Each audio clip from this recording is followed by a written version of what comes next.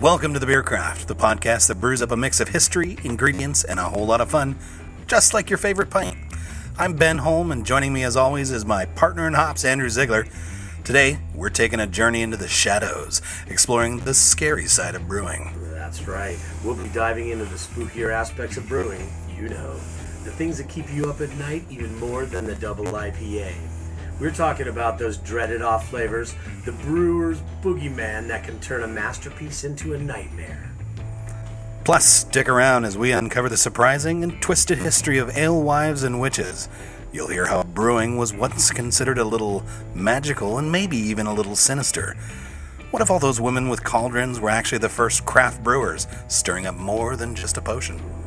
So grab your favorite brew, maybe light a candle or two, and prepare yourself. It's time to face the frightening world of funky fermentations and brewing haunted history. Let's crack this open. Welcome to the Beer Craft. In the home brewing system, one question is asked more than any other. In Burlington, the dedicated brewers who answer this question are members of an elite squad known as the Special Brewers Unit. These are their stories. Mazda Man, why homebrew your own beer? Bogeys suck. Are you talking about golf? Golf? No, I'm talking about the kind of beer you drink off the cart at the 19th hole. Homebrew, because birdie juice can be brewed. Trust Northwest Brewers Supply to help make every brew a hole-in-one. Welcome back. It is another episode of the Beer Craft. This is episode 4. And for all 20 of you out there listening, thanks for coming back. We had 20 downloads since our last episode last week. Nice. So I'm that's a thing. It's a non-zero number, so I'm pretty happy about that. Andrew, how the heck are you today? Downloaded it like 5 times just to listen to it over and over. Yeah. I'm doing great. That's a good way to be. I am here with a beer.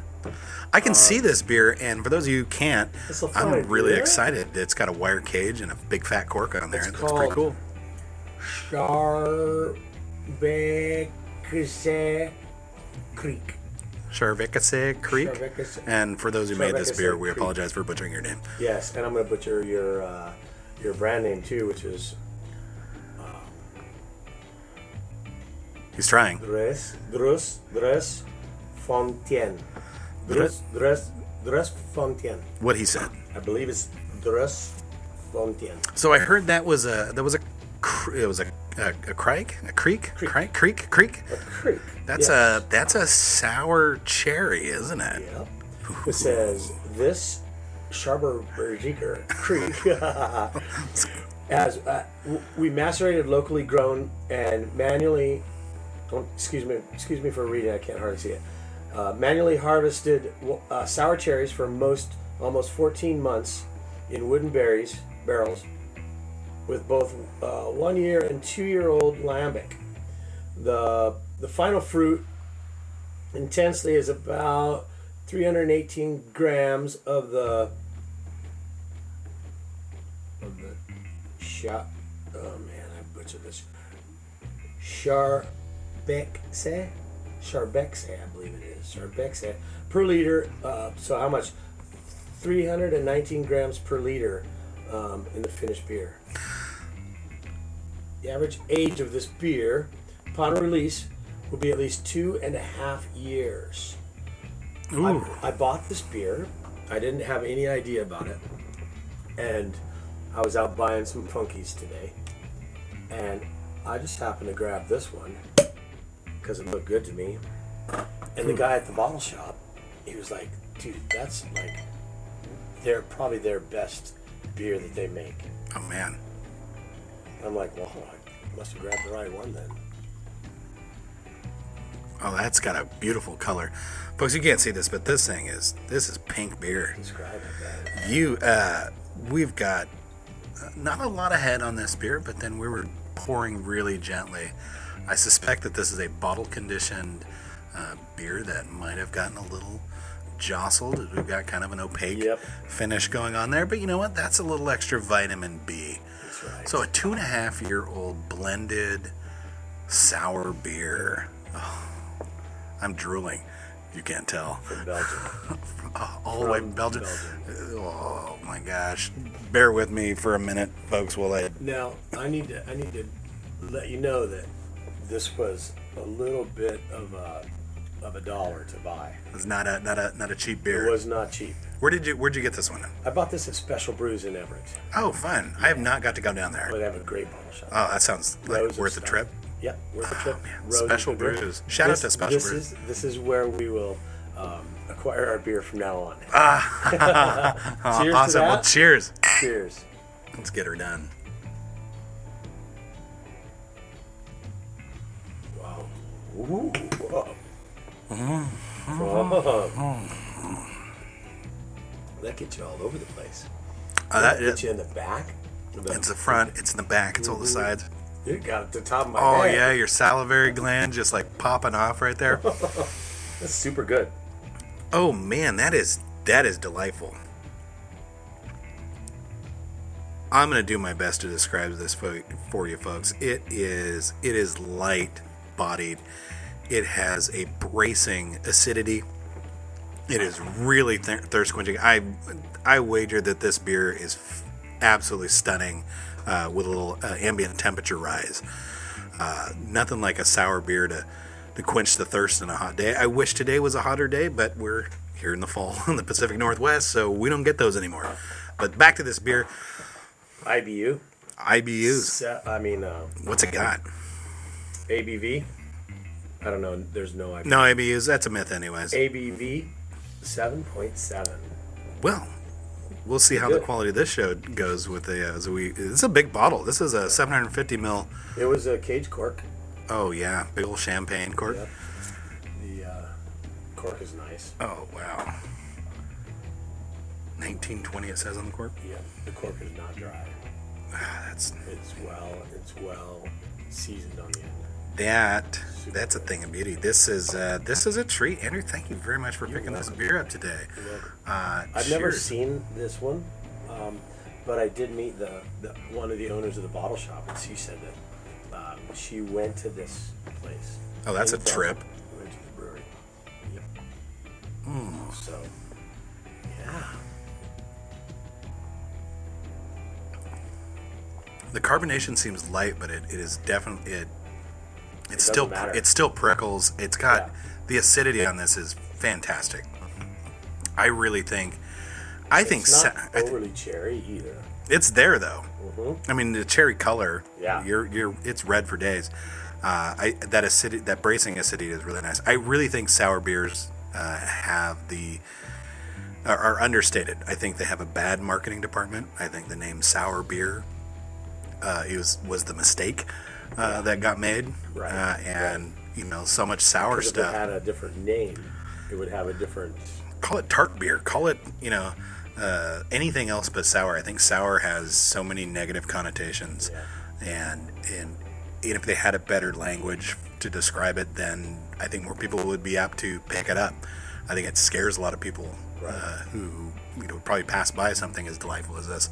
Yes. And I feel sad for. I feel bad for them. These are good. I really like sours. Yep, I love sours. Yeah. You know what kind of hops they use in this? I'm guessing it's going to be a classic noble variety, maybe a Styrian Golding, or German lineage. Yeah, I'm sure it's probably sourced locally. Yeah, well, They just said it was old hops. Okay, so that's the thing with that's a feature of those lambics. They use those old cheesy hops. I've had some of those talking about that earlier. I've had some in my collection. I've never been brave enough to use them because they smell like cheesy feet. Yeah. Like a really strong Parmesan. That'd be great for a goose. A goose. So when I was shopping for this beer, I saw this beer and it was I believe it's a Gose, right? A Gose, and that's I think that's all right. kind of a limey, salty beer. Right? Oh yeah. Yeah, really super good. But is it called a goose? It's a Gose, right? I think it's a Gose. And then the goose is the lambic, the plain lambic. Oh, that's right, because that one's like GUE, smothered letters, and an E. Yeah, so it really confused me. Their label was like a squeezing lime. Mm-hmm. Yeah. Okay. They're like lime goose or something. That reminds me. Do you remember in the brew club, Norwalk, many moons ago? I'm drawing a blank on his name. He moved to Florida and started up with a brewery down in Florida. He brewed I remember he brewed a goza that was it was a margarita inspired goza. Yeah. You remember that beer? Yeah, I'm looking. Yeah. That was. Good. I told him he needs to can that shit, and he's gonna make $1 million. Every time I talk to him, I ask him about that beer, and I don't think he's got to do it yet. No, because there was a margarita goza at the shop today. Oh, that sounds like the way to go. Yep. I mean, what's better than a margarita? Another margarita. A beer margarita. Just ask me. My wife and I are margarita fiends. We'll run up a hefty bar tab at the local cantina. Shout out to Mestizos in Cedar Woolly if you have not been. It is fine food and fantastic margaritas that are cheaper than therapy. All right. You and the wife go regularly. Get cozy. Oh man, that's a tasty beer. I gotta take another sip of this one. Yes. It begs for more. I don't know if I would want any more carbonation in it. That carbonic bite might distract. Yeah. Distract from it. I think what I'll do is I'm gonna since there's Try to jam that cork back in there. get this cork there, and then I'm gonna let it settle. Right. Oh, you managed to get that back in there. Yeah. That's crazy. I'll let it settle and drink it for another day. My partner at the shop, I'd love Reed. to taste it. My partner Reed at the shop just did a Belgian Tripel, and he got he scored a sweet deal on a bunch of Belgian bottles, and we did the big fat corks with cages on them. We tasted one today. That's 2 months in the bottle. Oh boy, used a 1214 Belgian yeast on that one from Weist. The bubble gum flavors in that beer, they pop off, but there's a little spicy phenolic character to it as well that it kind of reminded me of like licorice, like a blackjack gum. That was my grandmother's favorite gum, but it wasn't licorice flavored, but man, it just had that spice and gum, just made me think of that. Really delightful. He did a really good job. I'm really proud of him. Reed, that was his third beer that he's ever made, and he soloed it on the big brew stand at the shop, with very little input necessary from me. I think he had one question about a valve, setting up for the hoses or something like that, and he absolutely nailed it. He brewed today. He did another Belgian. He's on a Belgian kick, so I'm excited for that. He absolutely nailed that beer today. Everything, all the numbers came up. I'm so proud of him. So that's right. I can teach you how to make beer. Look what I did with Reed. Well, you can't see him. You can't see any of that. Well, Andrew, thank you for bringing that. What a delightful beer. Sorry we butchered the name. It's in a different language. Let's. I don't know which. It's all of them. It looks like. So, number 2 on the list. 2 beers for Beer 30? That makes 30. Beer 30 better, doesn't it? It does. Well, you need to drink a couple different sours. You had me at hello. You drink one sour, and you drink another. This is the way. And I saw this at the store, at the Special Brews in Everett. 3 of Stones. That's the name of the beer. It's That's a cool name. Ale with apricot. It's made by the Apricot. Defiance Beer Company. Where are they at? In Yakima. Oh, that's pretty Yakima, local. Washington. Yep. I mean, it's under 300 miles, right? Something like that. Oh, 100. Yeah, 160 miles. that's local with air quotes. It's Washington. That's right. 6.8%. Ooh, that smells good. Oh, that smells really good. Yep. I'm not even going to attempt to read their label because it's just too small. Because it's dark and my eyes are old. My eyes are old, but That's a nice golden. it has a really good carbonation level. Yeah, it does. Is that a little Brett character in that they're talking about? What they do with it? I'm not sure.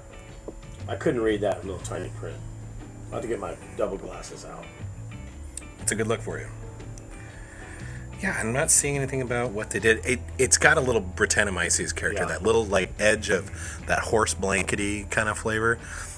I recognize that the horse blanket flavor descriptions probably it's even worse than the sour descriptor. A horse blanket, like nothing about that sounds appealing, but when you find it, when you get that really strong pronounced horse blanket flavor from a Brettanomyces, oh man, that's delightful.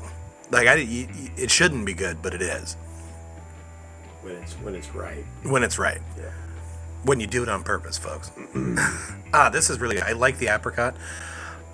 It's a really light apricot finish. I would definitely, being honest, I would love to see more apricot, but it is a really good beer. This is quite bracing. Very nice. Good acidity. It puckers nicely. Gets out of the way and makes you want to drink more. I think it activates this muscle group in your elbow, the Drincus moricus process. Yeah? Yeah, it makes you just pick that pint back up and stick it to your face. Mine's... That's biology, folks. That's a big part of my body. Mine's bigger.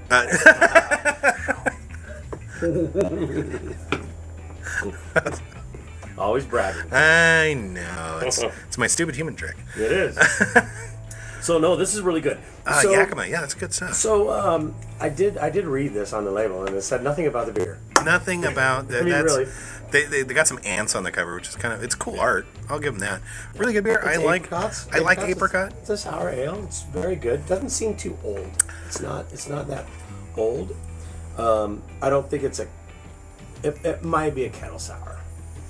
I got to brew an apricot sour once. It was a blend of yeast from Weiss, one of their private collection strains. It was their Brett Saison strain. Yeah.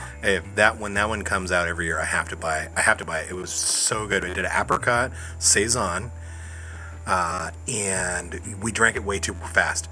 Like we threw them in bottles, and we just couldn't leave them alone. The trick is hide the beer and don't cheat. And it turns out I'm shit at that game. There were 2 bottles that got tucked into the back of the beer fridge, kind of after a cleanup day, and they just sort of sat there for 6 more months. And we found them, and we drug them out just as fast as we could, because boy, how did that beer was good. And the Brett character came through after 6 months, and it was that horse blanket with the spicy phenolics from the Saison strain, fruity, citrusy, and apricot, all the stone fruit and citrus. Maybe this is my new way. I do love sours. I've never made sours before. I have. Apart from that Brett Saison, we've done a few with the club. Remember, we had that big barrel, and that thing is fully funky. We were able. That barrel was Mark Holland. He had that barrel, and he donated that to the club after his tenure was up. And we've got some beer in there now. I think is a brown ale, or no, it's a Scotch ale. That's going to be a sour Scotch ale if we ever get around to emptying that barrel. It's a big beer. We want to, and it's kind of a hard. It's kind of a pain. You're going to pull off half and fill the back up. I think honestly, we might just retire that barrel. Barrel programs they're a lot to deal with. Well, it's many years. Yeah, and that thing is so fun. It's like all sorts of vinegary like flavors. So kind of fun, but can be a big pain there. So if you end up with a barrel and you try to reuse it again, you have opened the door for the funk factor. All kinds of fun. Yeah, it is. Be able to reuse a barrel, on a second beer.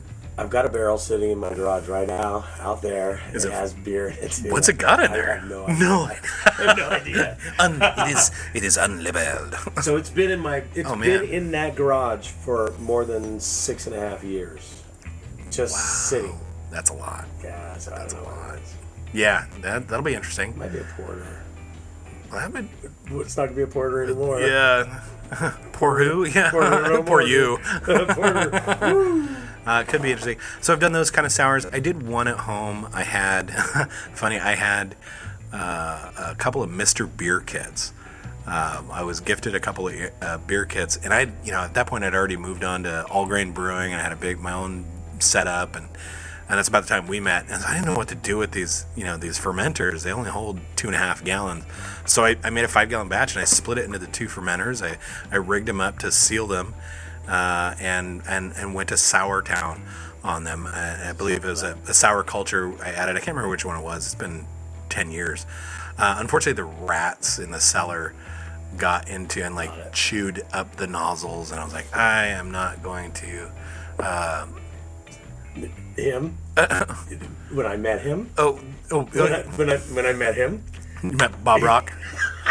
She's not supposed to say his name. Hence it's written down. Well, that's the magic of editing. All right, when I met Bob Rock, he was immensely proud of his 3 beers that he made with his Mr. Beer kit. Because that's what he learned on, was Mr. Beer. When I first met him, it was his first batches of Mr. Beer kit. Oh, man. And I taught, from that point on, I taught him how to brew and everything. Oh, yeah. All great. And he just flew from that moment on. Well, I remember my first... That was hilarious. Bob Rock is super proud of the Mr. Beer. But hey, it's like your little babies, man. You're going to be proud of them. It was not bad. It was decent beer. All right. I never made any of the beers with that Mr. Beer kit. Yeah, I tried to do that sour. The rats kind of chewed up the nozzle. I was paranoid about it, and I dumped the whole batch. It was probably delightful. It was probably amazing. Yeah. Who knows? Who knows? So I got a hold of a growler. I think my buddy Carl gave me 3 or 4 growlers, and he goes, "Hey, bro," he goes, "I've got these growlers in my house." He goes, "I'm not using them. You want them?" I'm like, "Yeah." So he gives me these growlers. He gives me 4 of them. 3 of them are full. I'm like, Don't you like beer, bro? What is in here? He goes, "I don't know. They're marked." And they were from Elkhorn Brewery down in south of Burien, or down south, south of Seattle somewhere. Elkhorn. They might still be. But anyways, I call him up. I'm like, "Hey, I've got this, I'm drinking this really good beer." I go, "You guys make sours, right?" He's like, "No, we've never made a sour beer." I'm like, oh, well, this one is really good." And it had soured over, I don't know how many years in this growler. Sealed up, completely good, super tasty. And it was probably a stout, because it was like a double X. He goes, "Yeah, we made this double X a couple of years ago." And I'm like, "Wow, what?"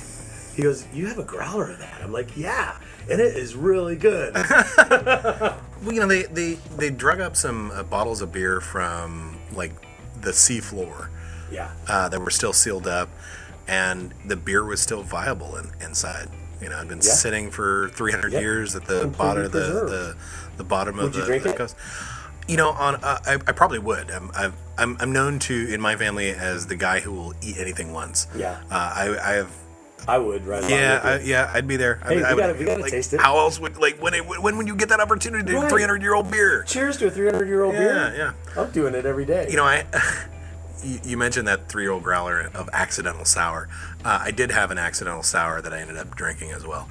It was out of that one of those barrels, and it ended up that's lactic acid all day, and it was a brown ale that, oh boy, it was crispy dry, bracing acidity.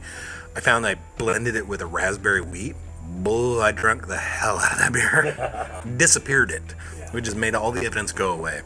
Very good, very good. All right. That sounds great. Oh, man. Thanks for 2 beers for Beer 30, man. That's fucking awesome. I always like Beer 30. Cheers. Cheers. The last gulp. Cheers to Beer 30. Next up, we will explore something that might send shivers down every brewer's spine. The terrors of the tank. Off flavors are the hidden horrors lurking in your brew, ready to turn your dreams of the perfect pint into a chilling nightmare. We'll uncover what causes these ghastly flavors and how to banish them from your brewing process.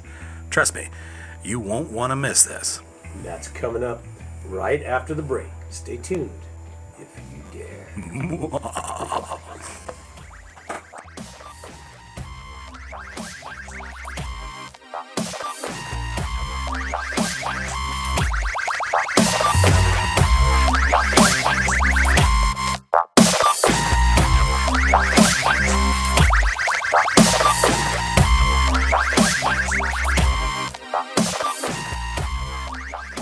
Attention! Vacation's over, and from now on, you will brew when you please, and the first and last words out of your little brewer's mouth will be, I need a beer. Capiche? Sir, yes, sir! If you ladies leave my store, if you survive my special brewers unit training, you will be a home brewer. You will be a minister of beer, ever praying for more beer. Do I make myself clear? Sir, yes, sir! Learn to brew with Northwest Brewer Supply. Classes are available today at nwbrewers.com.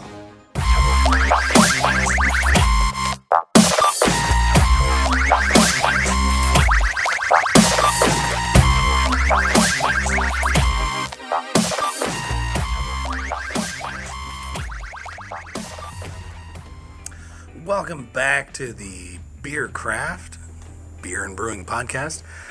Today we are going to dip our toes into the really scary stuff. Not really the scary stuff. There's some stuff that can happen in your brew. The ugly side. Yeah, the ugly side. There's a host of things that can go wrong, and most of them, I mean, all of them are avoidable. I think with a little patience, a little care, and a little understanding, you can go a long way. Now, there's about 24 different off flavors, and we could spend hours on the topic. And I think today we're gonna kind of dip our toes in that. We're gonna talk about sort of the top 6 that you're most likely to find getting started in homebrew that will shake things up in your brew house.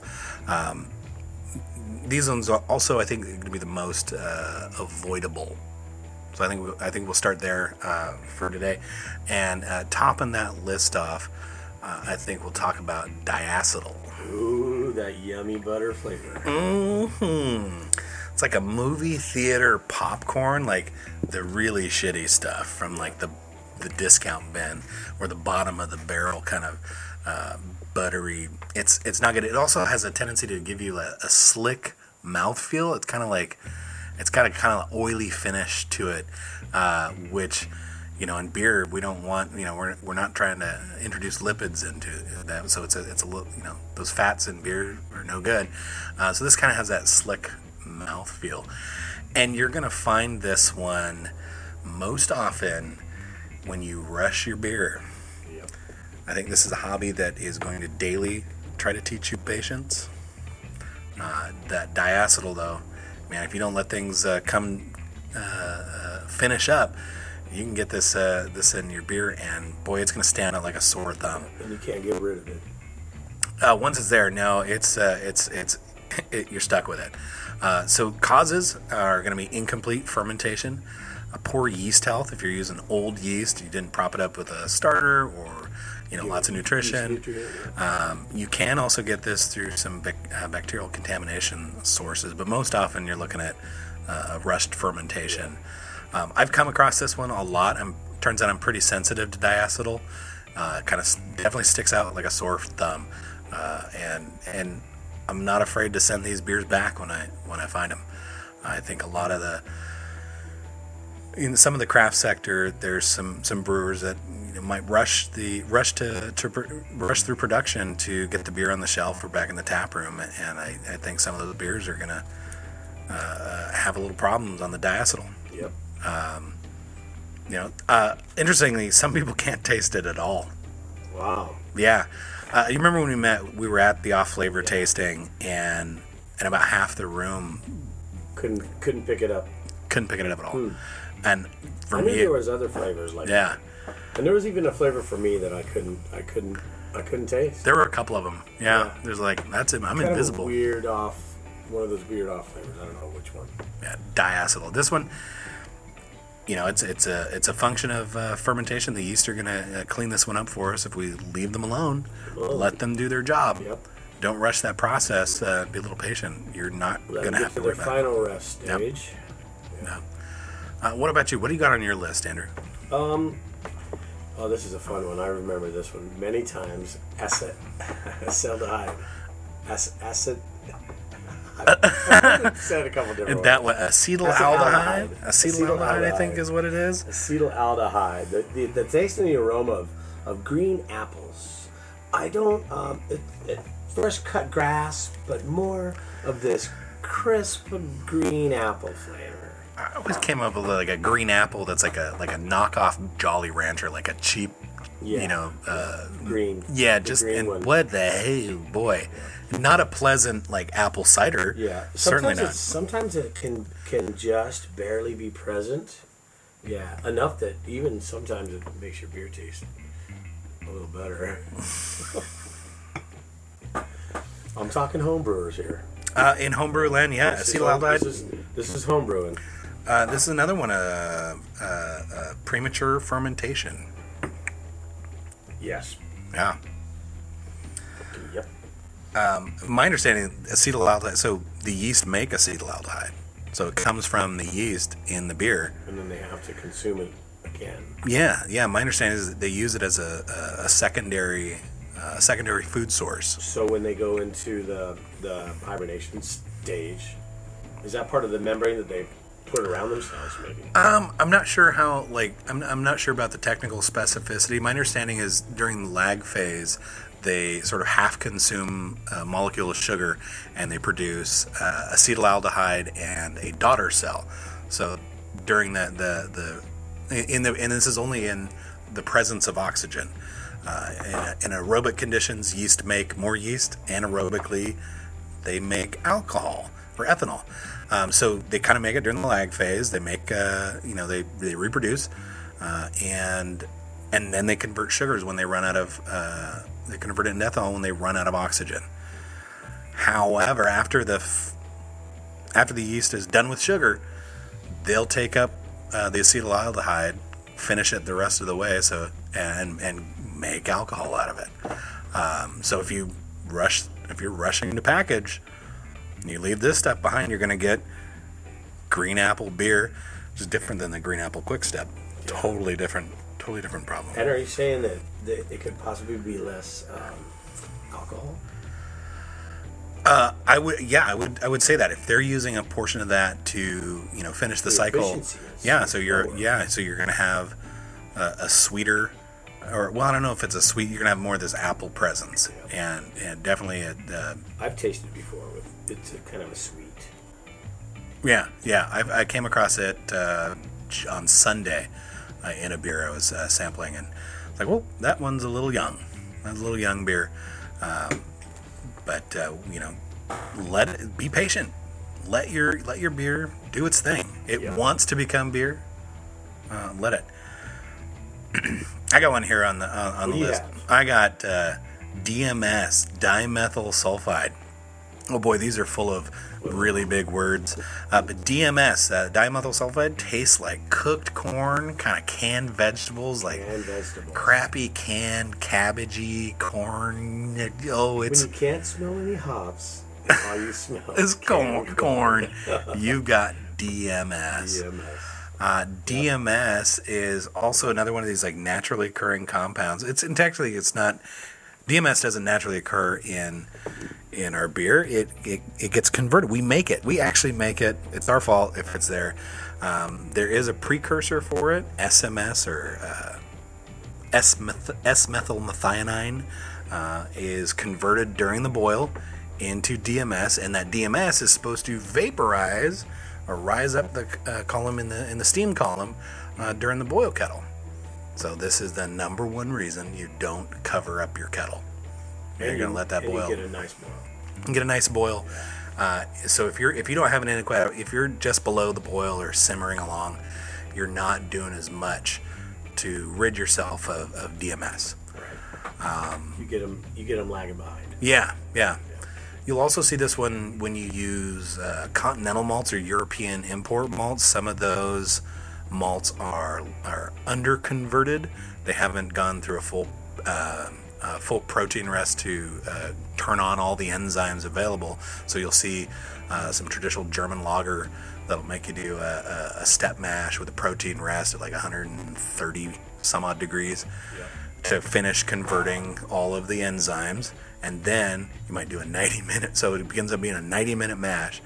But then you'll also going to see a 90-minute boil on some of those beers, and they're trying to drive off more of that DMS character. So some of those continental, those European lagers are going to have more more precursor and more DMS, and so you gotta do more to get More rid of it. Yeah. More work. Cooked corn, it's not good. It's not good. No. You can also get this from improper cooling. If you don't chill your beer fast enough, you continue, if your beer stays hot, you continue to convert SMS to DMS, and then you get it. Although, have you heard about the no chill method of brewing? Very popular down in Australia. I've heard of that. Yeah, so the trick is they fill their fermenter with hot wort, and they come back tomorrow to pitch yeast, so it chills overnight. Slowly, but they don't have any headspace, and I think that's the critical component, is they don't have any headspace in that storage vessel, and that sounds like it does something to the conversion of... Is it under vacuum? It's not under vacuum, although I guess it probably would be. As it's cooling, it would create a vacuum as the density has to change in there. So you need a special container for that. A big old jerry can of water, but it's got to be heat stable. Yeah, heat stable, but they don't have a problem with DMS in Australia, and they do that because there's not enough water out there. They're gonna conserve as much as they can. Yeah, there's no ice there either. Heck They no. don't have ice in Australia. Yeah. What's next up on your list there? Phenolic. Got a little bit of phenolic. Kind of tastes like that medicinal flavor, maybe a Band-Aid-ish. Oh, I've heard about the Band-Aid one. Like that one's really... that shitty rub plastic. Rubber, yeah. Tastes good. It could go to like a little bit smoky, clove-like, with that little bite on it. And you'll know it. I think if when it's in there, when phenolic is in your beer, yeah, you can taste it. Yeah. So it's pretty pronounced. Well, I mean, there are some like desirable flavor compounds. Some of the phenols are delicious, but I think these ones are the not so much category. So phenolic, where does that come from, Andrew? Well, it's from the wild yeast contamination or an improper yeast strain. Maybe chlorine in your brewing waters is a good factor of that. Chlorine's some rough stuff. Yeah. You think maybe chloramines? Chlorine, I think they act the same way. They're highly reactive. Yeah. It'll get in your beer, and you'll definitely taste it. It's pronounced. Yeah. When it tastes like Band-Aids or kind of medicine-y, that's not a pleasant experience. No. And you'll know it. Yeah. Oh. These are going to stick out like a sore thumb. Yeah. A sore thumb, a green sore thumb. No, pretty bad stuff. Next up on my list, I've got probably one of the number one homebrew faults, and it's oxidation.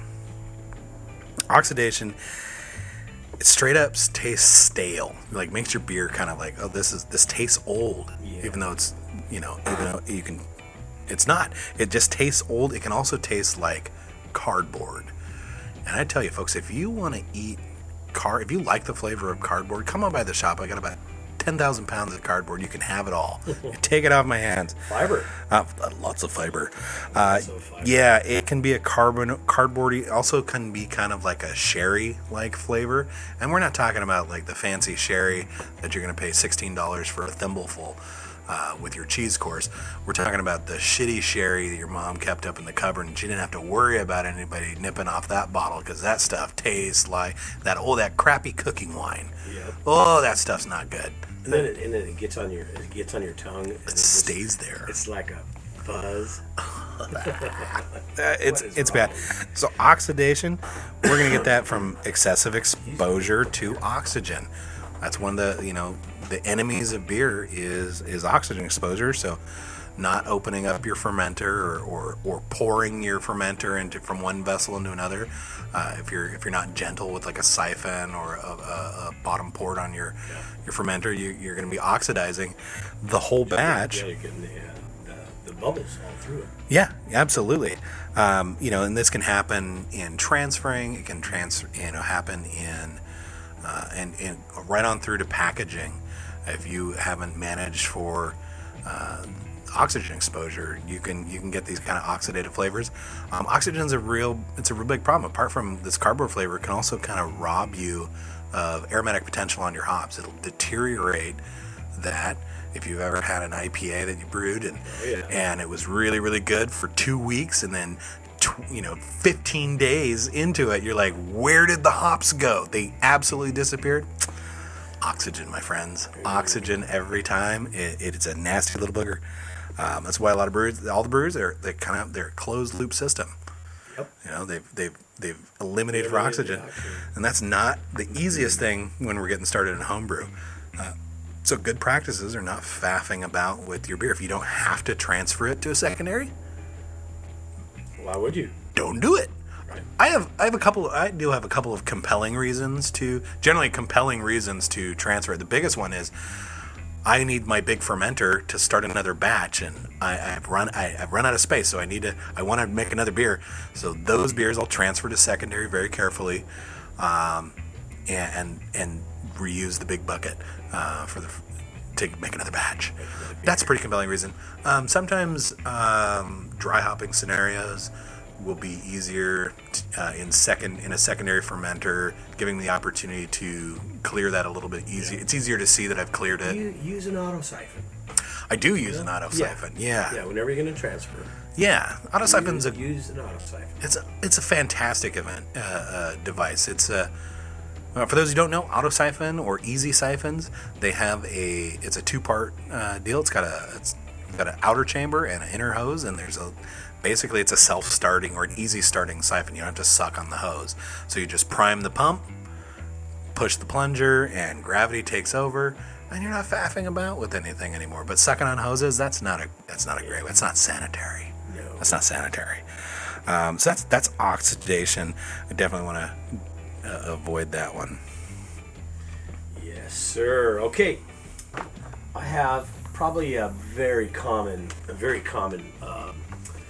flaw with probably a lot of home brewers that bottle beer, and that's light struck. Your light struck beer or skunked. Skunky beer. Skunky. Yep. So it tastes the aromas of skunk, literally like Heineken. I mean, like literally like a skunk. Yeah, Heineken does it. Oh, you know who the biggest offender is? Corona. Corona. In that clear glass bottle. They know it too. They know they fucked up their beers. It's part of it. And it's now part of the brand. I was like, this is the identity. Yep. Exposure to light. Yeah. That's the source of it. Exposure to light. It's in the name. That's why most of the bottles come in brown bottles. Yep. So they can try to avoid it, but it doesn't necessarily hold at all. It doesn't stop. Doesn't stop at all. Brown bottle does do a better job. Does a good job. Blue, green, and then clear does nothing. Yeah. But get yourself some brown bottles. If you're going to make a Heineken clone, you need clear bottles. Though I don't know why you'd want to. They make it. I think Heineken's got globally. They've got a brewery. They've got several breweries on every single continent. They don't mess around. They make sure it doesn't have to travel far to get consumed. No, that means it won't get overskunked. Not too badly, right? Oh yeah, yeah.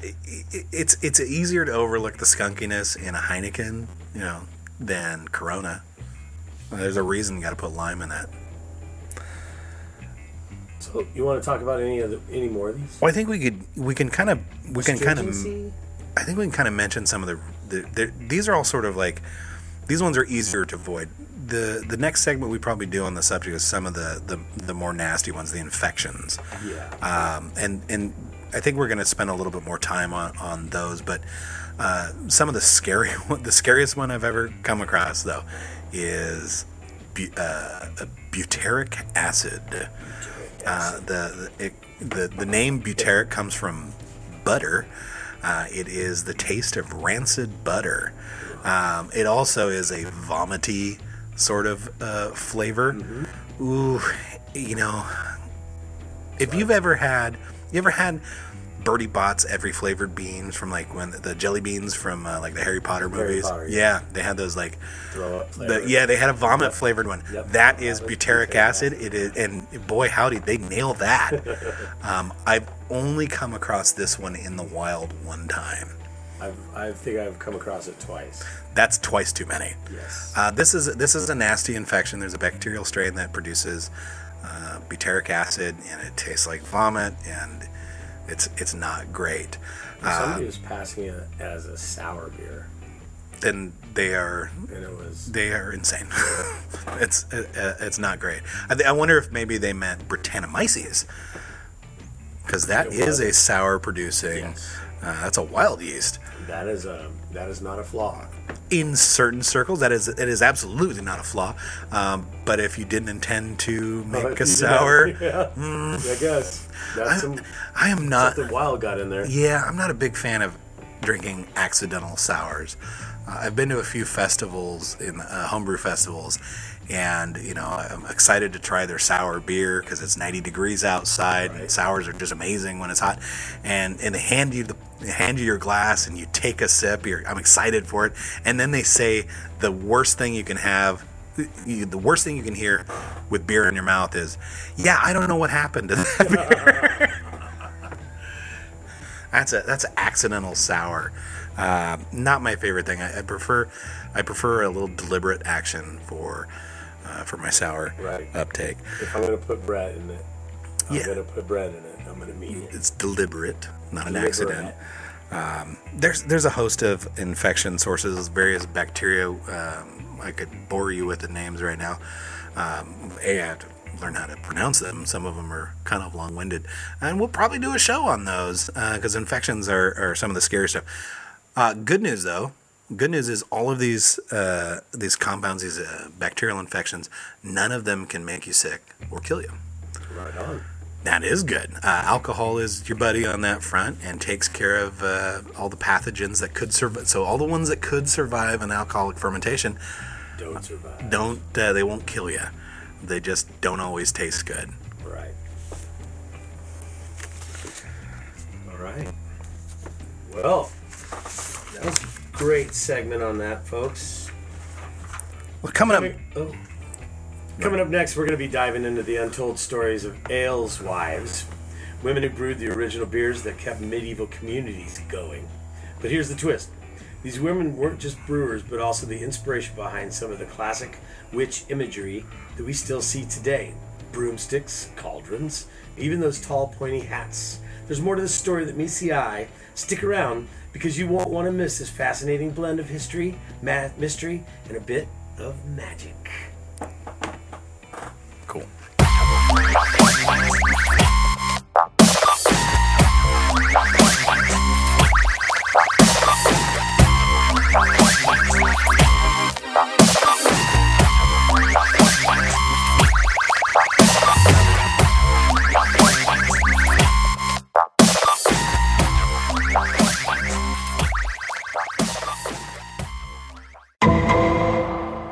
In the home brewing system, beer, wine, cider, and mead are made by brewers. These are their stories presented by Northwest Brewers Supply. Mazda Man asked if he wanted water. Mazda Man knows that drinking 8 glasses of water is harder than chugging 8 beers. He also knows that beer is mostly water, hence chugging 8 beers is like drinking 8 glasses of water. And the only place to get more water is Northwest Brewers Supply.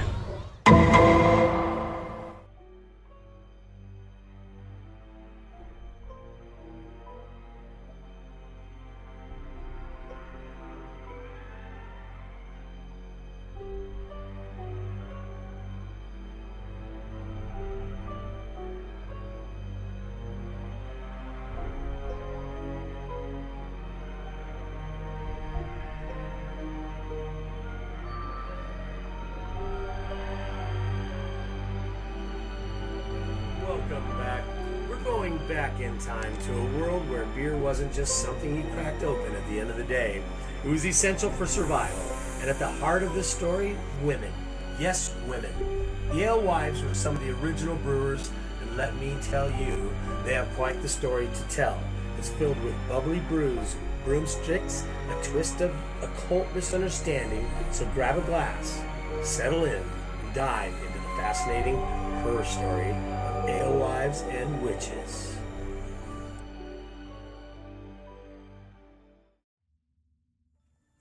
Picture it. England, 1300s. Water's a bit risky to drink. You never know when that sip might land you in the sickbed. But ale? Now that was safe, nutritious, and the go-to drink from everyone from kids to kings. And the folks brewing this life-saving ale, the alewives. These women brewed right in their kitchens, often starting with just enough to keep their families hydrated. But as the demand for ale grew, so did their businesses. Before long, brewing became a way for women to earn some extra cash, and in a time when there weren't many opportunities for women to work. That's a pretty good deal. You could consider brewing as the second oldest profession. The second oldest professions. Imagine women standing over bubbly cauldrons, stirring malted barley, and pouring out this golden goodness. Brewing is a natural extension of cooking, and because it was done at home, it perfectly fit into the woman's day-to-day responsibilities. These women just didn't brew for their families, but for their communities. They set up makeshift pubs in their homes, selling their ale to neighbors and passers-by. It was small-scale, community-driven, and for a while, it was thriving. Now let me tell you about these alewives. In Oxford, Maud London was one of the many independent women making a living this way. She brewed and sold ale, and like many of her fellow alewives, gained a little financial freedom in a world that didn't offer much to women. Brewing wasn't just about making money. It was about gaining some power and control over their lives. And that's probably one of the reasons why things started to change. So, how do we get from alewives to witches? Let me paint you a picture. You're walking through the medieval market. It's crowded, it's noisy, full of people selling you everything you can think of. You spot a woman in a tall black hat. Oh, that's how alewives made themselves stand out in a busy place. She's got a broomstick propped outside of her door. It's not for flying, it's probably not for sweeping either. It was a simple sign that she had ale for sale. And there, by her feet, was the black cat, doing what cats do best, keeping the grain safe from those pesky mice. Sound familiar? Tall hat, broomstick, and a black cat? Starting to sound like a bit like your classic Halloween witch, isn't it? These symbols, just practical tools for alewives, got twisted into something sinister over time. As men started muscling into the brewing industry, setting up more expensive operations, the image of the alewife took a hit. Suddenly, these women were just trying to make an honest living, were portrayed as deceitful, unclean, and even dangerous. Yeah, and the church wasn't a fan either.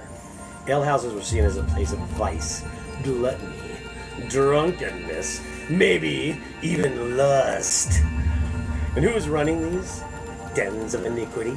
The alewives, of course. They became easy targets. They were depicted in plays, sermons, as art as old crones and seductresses. Women who lured men to drink and to sin. It didn't help that women in general were already seen as the more deceitful sex, thanks to some deeply ingrained beliefs about original sin. It was all too easy to paint the alewife as a villain. By the 1400s, things had taken a sharp turn. Brewing was shifting from the home to more professional, larger-scale breweries. And with that shift, men started to dominate the industry. Women were pushed out. Their roles were minimalized or erased entirely. Those who remained often faced harsh regulations that made their work incredibly difficult. Married women, for example, had to worry about their husbands being held accountable if the ale wasn't up to par. Talk about stress. Oh, yeah. And these symbols, the hat, the broomstick, the cat, they got caught up in the witch craze of the 16th and the 17th centuries. Alewives were often widows, unmarried women living on the edges of society. They became prime targets during these witch hunts. People feared them, feared their independence, feared the power of something as essential as ale. The imagery stuck. The alewife, once a respected community member, was now seen as a potential witch, a threat to good Christian society. So what happened to the alewives?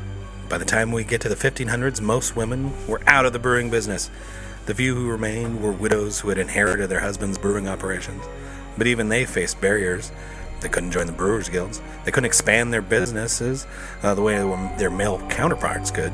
The brewing industry had become industrialized, and the home-based, women-led brewers of the past were gone. Well then, fast forward to today.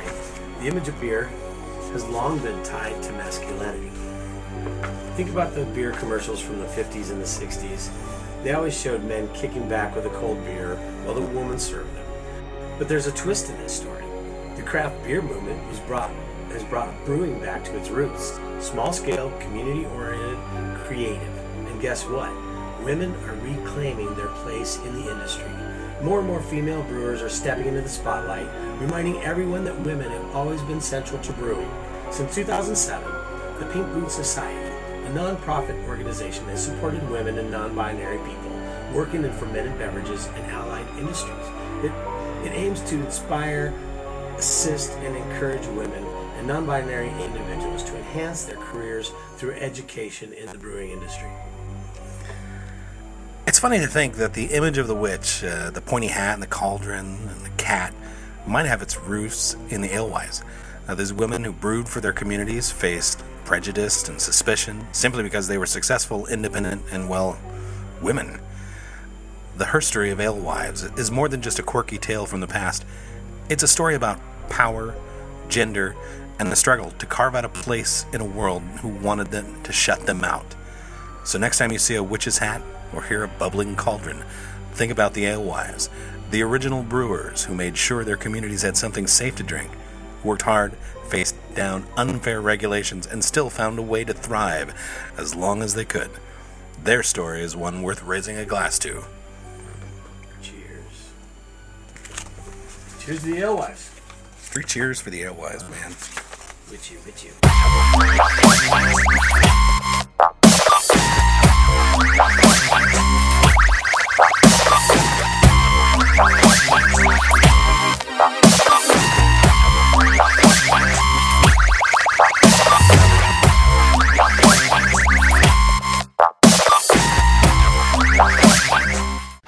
In the homebrewing system, one question is asked more than any other. In Burlington, the dedicated brewers who answer this question are members of an elite squad known as the Special Brewers Unit. These are their stories. Mazda Man, why homebrew your own beer? Homebrew for the finest, most personalized beer. Control every ingredient and flavor. It's easy and satisfying with Northwest Brewer Supply. Brew smart, brew safe, brew your best with Northwest Brewer Supply.